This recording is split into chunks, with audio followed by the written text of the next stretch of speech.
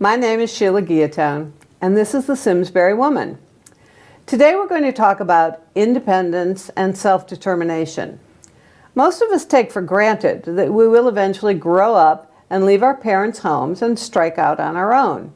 An important part of this process includes establishing our own homes. But for some, because of physical challenges, that may be difficult or even impossible. Today we're going to meet some remarkable people who understand the importance of independent living. Too many of us equate a physical challenge with inability to control one's own destiny. But physical challenges do not diminish the desire to establish a home of our own. I would like to introduce you today to New Horizons Village and some of the people there. It's located in Unionville, Connecticut, and this wonderful facility provides adults with physical limitations the opportunity to create homes of their own. It offers barrier-free living, as well as other non-medical support services and transportation services for its tenants, so that they have a level of independence that many would have considered impossible. But with just the right amount of support, the people who call New Horizons Village can do almost anything they want to do. Many work, some go to school, and live the kind of independent and self-directed lives most of us take for granted. All it takes is an environment that creates housing that is accessible and accommodating to the needs of its tenants. Please welcome my guests, Carol Fitzgerald, the Executive Director of New Horizons Village, and Marissa McDougall, a 10-year resident of New Horizons. Welcome, both of you. Thank you, Sheila. Thank you for having me. Oh, you're very welcome. Carol, why don't we start with you? Sure. If you could just give our viewers a little history and background of how New Horizons came to exist and how you came to be the Executive Director. Sure, it's my pleasure. So New Horizons Village was founded by the disabled for the disabled. Back in the 1950s, there were a number of individuals who lived at New Britain Memorial Hospital, which is now the Hospital for Special Care. And that was their residence. Some of them lived there for 10 years and more. And they decided there had to be a better way to live, that eating meals when someone told you must eat them and what you ate and when you could go out, etc., was not a way of life. And so, as you can imagine, in the 50s, there were no options for people with significant physical disabilities. If your family couldn't care for you, you went into an institutional type environment.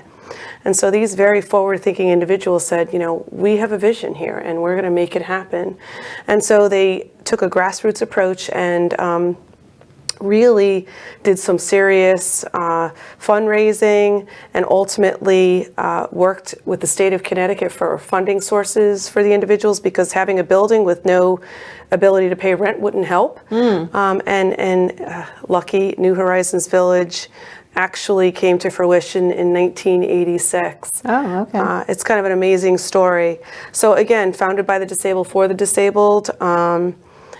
We house 101 individuals. Okay. You must be physically disabled to live at our facility. Okay.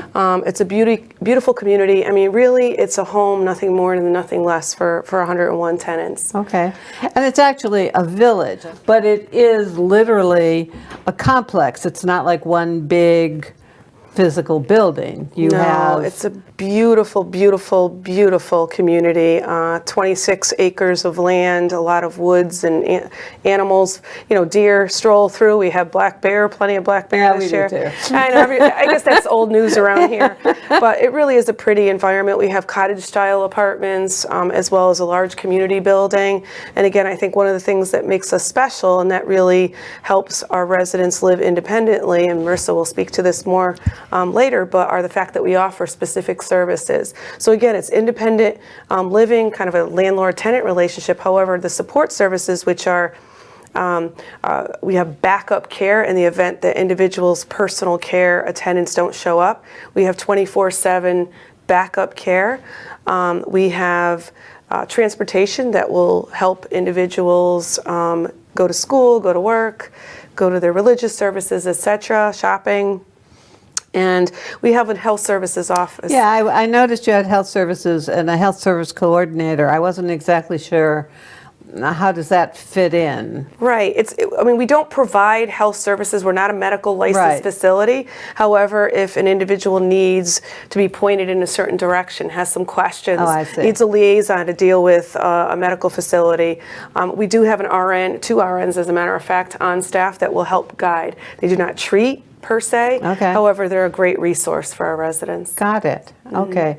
And some of the things that you have that are basically for all of your tenants, I notice you've got things like great rooms and libraries, and the tenants then can access those, and it becomes a real community. It truly is. We have what we call our great room, which is enormous. I mean, our residents enjoy, we have special events in that room. We have Christmas parties. We have our soon to be coming up Western Day. Okay. Where we do mock horse races and all kinds of fun things. But it's a large space. In fact, the Farmington community and outlying communities use it.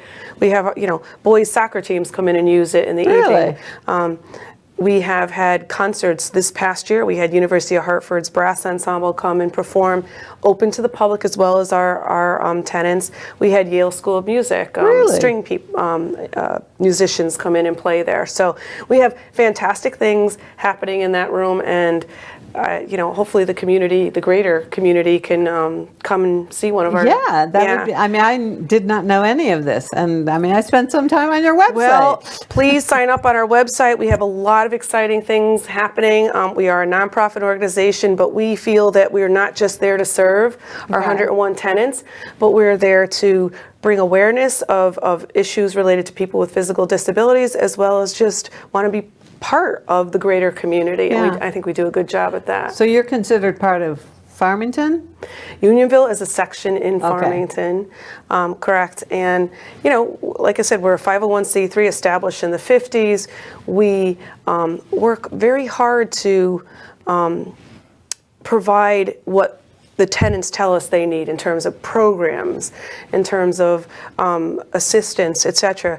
Always mindful of the fact that the founding fathers stressed the fact that and again, Marissa will speak to this, that individuals with physical disabilities want to live independent lives in a warm, cozy home just like everyone else. Mm-hmm. Okay. Now, how did you happen to get into this I'm vocation? very lucky to be here. I'm actually a CPA by profession, and I spent many years. Yes. Wasn't expecting that. Right. I spent many years in public accounting, and then also in corporate accounting. And when I was in public accounting, I did a lot of work with not-for-profits. I managed a lot of non-profit clients, and it really resonated with me. Their stories. I mean, I found myself compelled by the work that nonprofits do. And at one point in my career, I was lucky enough to meet the previous executive director. Okay. And we just struck up an intense kind of passion in our discussions about everything that we believed in. And before you know it, I was the CFO at New Horizons. 3 years ago, I came on board. And then most recently this year, was really privileged to become the executive director. Okay. Yeah, and only the third one in our history. So, really?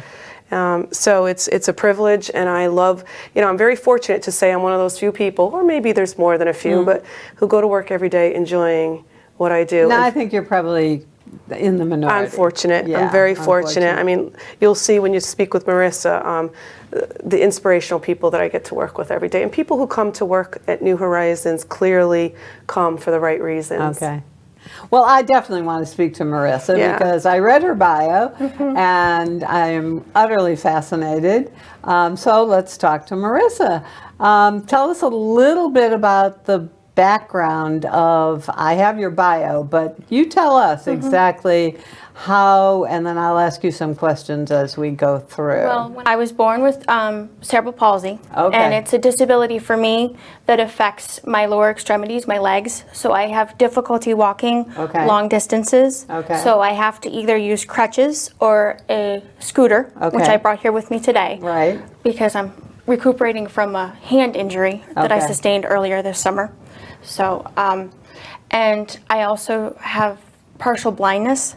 I was born legally blind in one of my eyes. Oh, okay. So between the physical disability and the blindness, this was the hand I was dealt when I was born. And I don't know anything other than that. Okay. You know, because I'm not one of those people that say was born able-bodied and then through a circumstance of an accident of some sort, lost.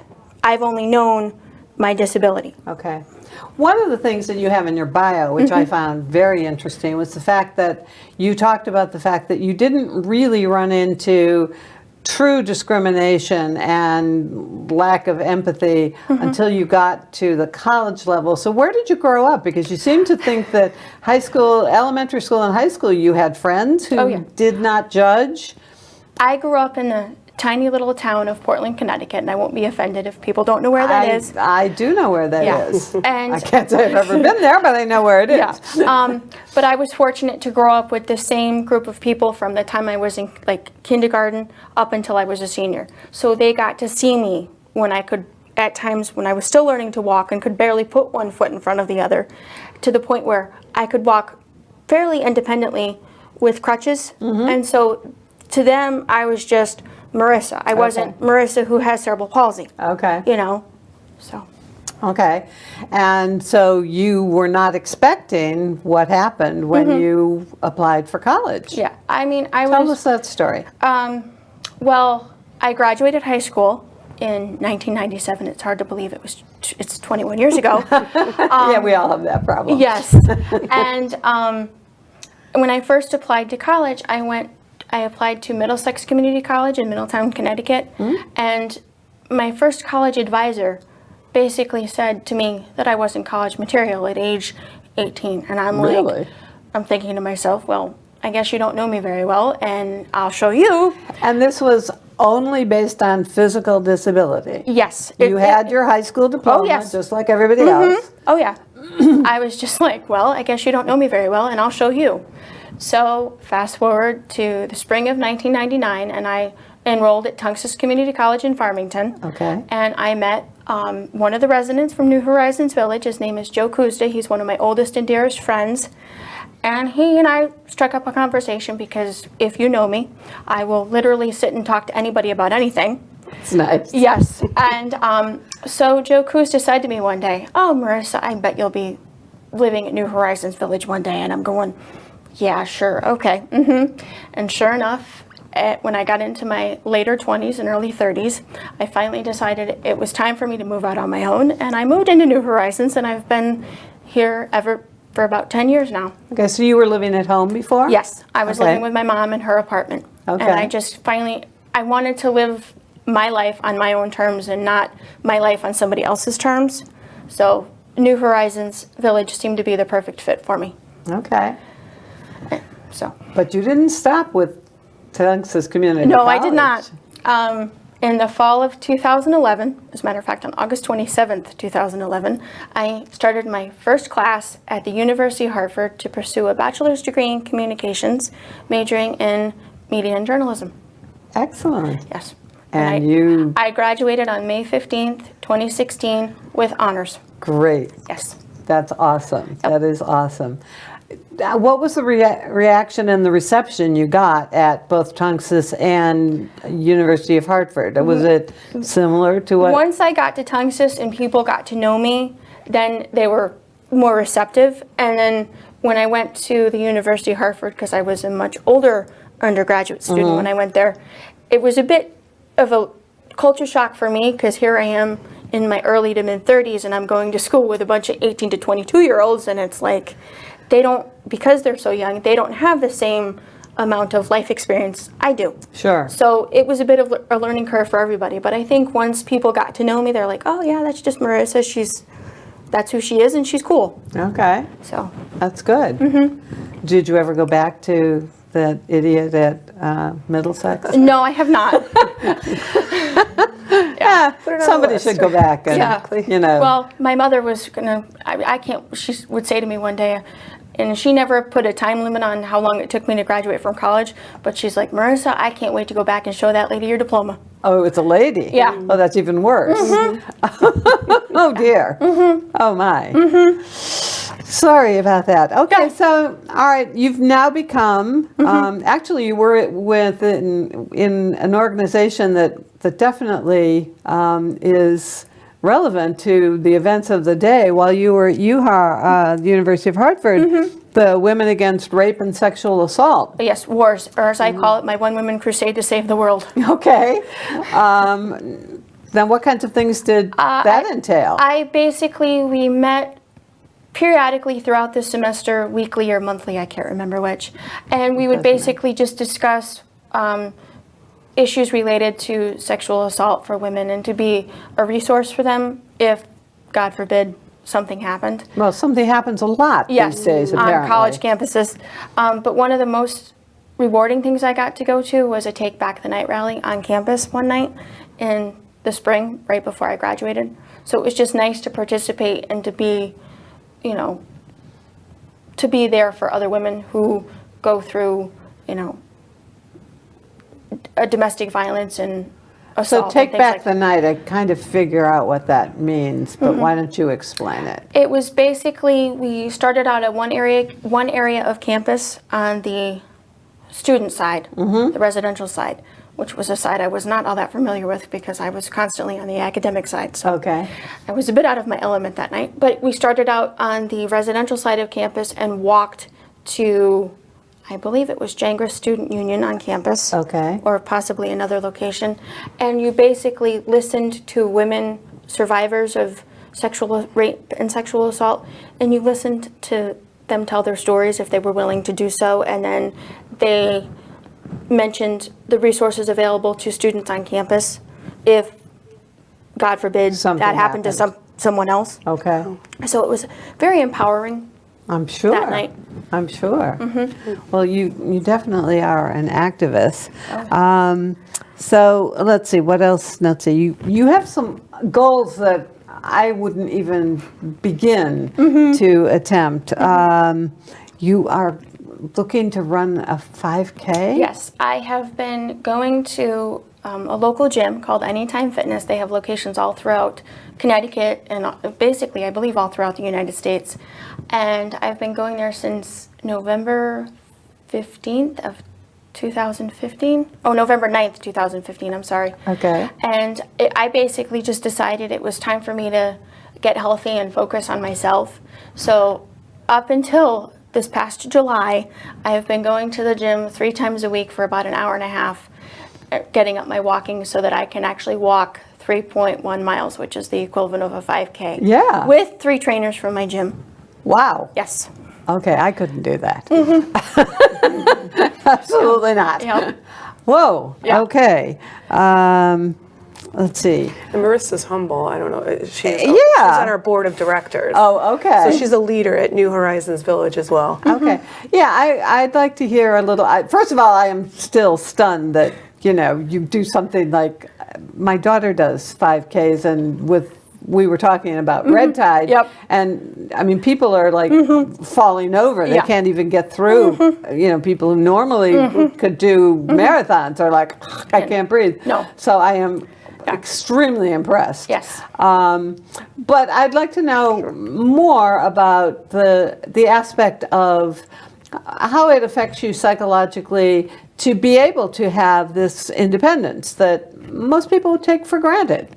Well, I think when you grow up with a disability in a family, and I can say this for myself, that I was sheltered throughout my life, and it wasn't until I came to New Horizons and I got the chance to kind of spread my wings a little bit and go out on my own, like, oh, you mean I can go to the store by myself? You mean I don't have to wait for somebody to drive me? You mean all I have to do is fill out a request and I can go to shopping, to the movies, to school? It's like, wow, I can actually do that? When you haven't been able to do that before, it's like, oh my gosh, you mean I don't have to wait for my mom or another family member or public transportation? Like, they'll literally take me anywhere I want to go. Wow, this is great. That must be so incredibly Yeah. empowering It is. after, not having had that available. And there's no real reason why. I think too many people equate physical disability with mental disability, and they just assume that, oh, they see a wheelchair and, oh, this person must not, be able to do much, or as, but there is a big distinction between, clearly, you've graduated from college,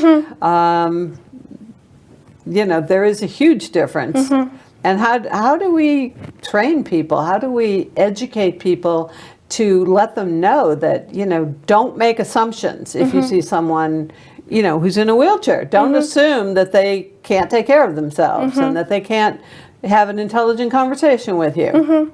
Well, I think for the medical professionals, because we've seen doctors from the time we were infants up until, and we still continue to see them as adults.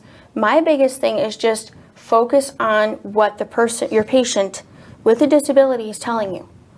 Because we know our bodies and what we can do and can't do better than anybody else. And don't tell us, oh, well, you should be doing, no. You have to, the medical professionals have to listen to you. As far as possibly knowing somebody with a physical disability, a lot of people who may or may not know somebody with a physical disability, it comes from, oh, I know my cousin, my friend, my niece or my nephew, they have a disability, or somebody else that's very close to them, and they've known them from the time they were sometimes infants up until they were adults. Sometimes you may not meet them till you're much older, but just go up and say, hi, my name is so and so, who you are so and so. Oh, very nice to meet you. We're we're people, we're human beings. Don't just go look at the chair and go, oh my God, I don't know if I can talk to that person. Well, I think most people are totally intimidated by it. Because they see the chair or whatever mode of transportation they have, and it's like, I don't know if I can go over, but just go over and say, hi, I'm Marissa, or so. Okay. Yeah. Now, is there a distinct, first of all, I'd like to know, how is interaction with the other people in the village? Now, you move in, you've always lived at home with your mother, and now you're all by yourself. Yeah. And so you have to interact, first of all, you have to learn how to run a home of your own, but you also have to learn to interact with other people in the village. Yeah. Well, I was very fortunate. I knew most of the people prior to becoming a resident at the village. So, and those I didn't know, I just kind of walked up and said, hi, I'm Marissa, I'm a new resident. And, but I think when you're first sometimes tasked with running a home of your own and those responsibilities, you learned either how to do them from your family, your friends, or, classes you've taken at school or in college. And that's how you learn to run a household of your own. One of the things when you first move to the village that you have is you have a roommate. So oh, you do? Yes. So you have to figure out how to get along with that person when, for instance, in the beginning you may only know their name, and they may or may not disclose to you if they have what type of disability they have. Okay. So you have to kind of get to know each other and figure out what, how each one of your schedules is going to kind of coexist. Okay. And do you always have, or do you eventually move out to? Eventually, it's my understanding after X number of years of seniority, you will eventually get a single apartment of your own, which you can, it's your apartment. You can, within reason, you can do whatever you'd like to do within the confines of that space. Okay. So. And where are you now? Do you have a roommate still? Yes. Or you do? Yes. Okay. And you get along? Yes. Oh, that's good. I didn't go to sleepaway college because I figured I wouldn't. I was an only child and I wanted my own bathroom. Yeah. So, I mean, it's kind of like when you go away to college, that's when you figure out whether or not, like, okay, can I or can I not live with this person? And if you can't, due to some circumstances that maybe you don't get along with, personalities don't get along, or behaviors just don't work out, that you can ask for a transfer or a change of roommate. And as long as I believe it's within reason and you have a justifiable reason for asking for it, the request will get granted. Okay, so that's something that you deal with. Yes, it is. Obviously, it's difficult for Yeah. two somewhat strangers, really. You have all types of issues, gender issues, smoking, non-smoking, pets. Right. Some people have pet No one should be allergies. smoking. So, well, Good heavens. it's a challenge in Really? some situations, but what we are working on is a huge capital project to hopefully build a new building to create more singles. Oh, So that okay. we'll convert some doubles to singles, and we'll have many more singles than doubles, and so that will make that wait time that much less Okay. for people to move from a double to a single. I have one question, having looked at your overview and read your website. I mean, are there hills? I mean, it looks like, because you talk about the rolling hills, and I'm thinking, wait a minute, these people are in wheelchairs and they're going up and down. I can't go up and down hills that easily. I have a bad knee. But so you can wander around this campus kind of at will? For the most part, there are some steep inclines, but we're hoping to get those resolved with the upcoming capital improvement project. But I mean, I will either walk around the campus or I will drive. Okay. And you just have to be very careful when you navigate. Okay. And you go out and do whatever it is you want to do, and you just have to be careful. Okay, if I've made it down here, I can make it back up to my apartment, or if I've made it from upstairs, I can make it downstairs. Okay. Depending Okay. upon We have where you're- definitely, I think 30 years ago when the village was built, it was really amazing at the time. However, now, chairs are different. Yeah. There's a lot of there's ADA that did not exist Yeah. back then. And so our project that we're working on now will help. I mean, there's not major hills, but certainly, level off significant inclines, increase the width of the paths, width of doors, all those things Yeah. that really are necessary with the changes That you that have don't think happened about. over the last 30 years. Right. So although they did a great job 30 years ago, Yeah. there's a lot of improvements that could be made, which we're working on right now. We'll have an annual appeal going out in November to help address some of those capital needs. But I would like to mention two events Yeah. just to bring because we'd Sure. love to have people come and visit. Yeah. We give tours of Okay. the village. Marissa, is involved in certainly our Speakers Bureau, and she gives people tours right in her apartment. Wow. As well as the facility. But we have a wellness festival that is open to the public that's coming up October 20th on a Saturday. You can see our website to get more information on that.